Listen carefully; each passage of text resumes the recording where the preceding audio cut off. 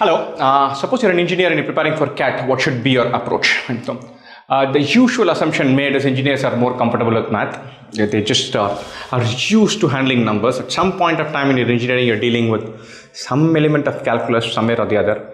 You're used to some number, some multiplication, division, some operation. And so, if that is indeed the case, then you probably need to find some balance. You need to first say my preparation is not going to be dominated by quant, and which generally tends to happen if you're taking a regular course. Thank you.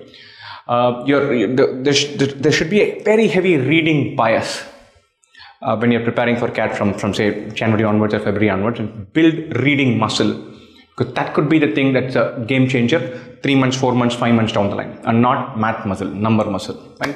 This is assuming that you do a lot of maths. Sometimes there are several engineers who are not at home with mathematics. You've just chosen engineering because, hey, that came up. I'm not really comfortable with numbers. In which case, your preparation schedule should be more balanced. Right?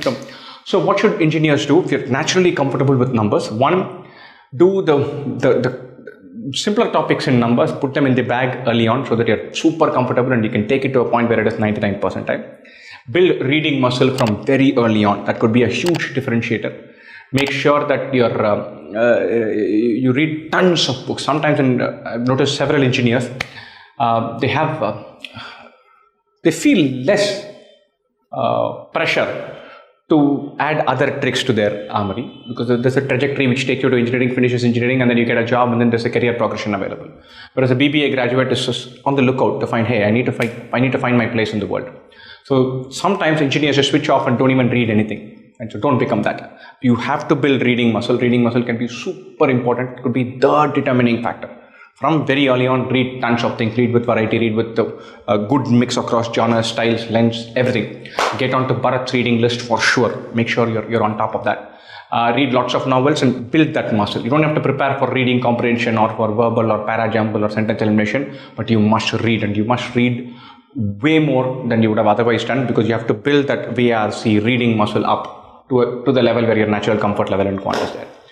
When you're doing quant preparation, slip out of the calculus trigonometry world and then go to the percentages, profit and loss, simple interest, compound interest world. Shed your ego. Don't chase tougher questions. I found several engineers who are comfortable with math, always going and finding functions and trigonometry and using calculus when it is not required, and trying to do fancier things and get a kick out of the tougher questions. No, there's the same mark for everyone. For every question. Don't chase tougher questions. Get the simpler topics in the bag comfortably. That is the best way to make your quant advantage tell. So don't get carried away with tougher questions. I found several engineers just get kicks out of solving questions in coordinate geometry, functions, permutation probability, and polynomials. All 4 or 5, 6 of these topics put together will account for 10% of the questions or 15% of the questions. Nothing at all. And they might not be the swing factor because they could be time consuming and or tricky. So prepare from basics, prepare from fundamentals, get the simpler topics in the bag, build speed. That should be your quant approach. Shed your ego, build speed. Your verbal approach should be I'm going to build reading muscle brick by brick to a point where I'm super comfortable reading across genres and styles. That should be your bias or a variant from normal when you're preparing for CAT. Best wishes for CAT preparation.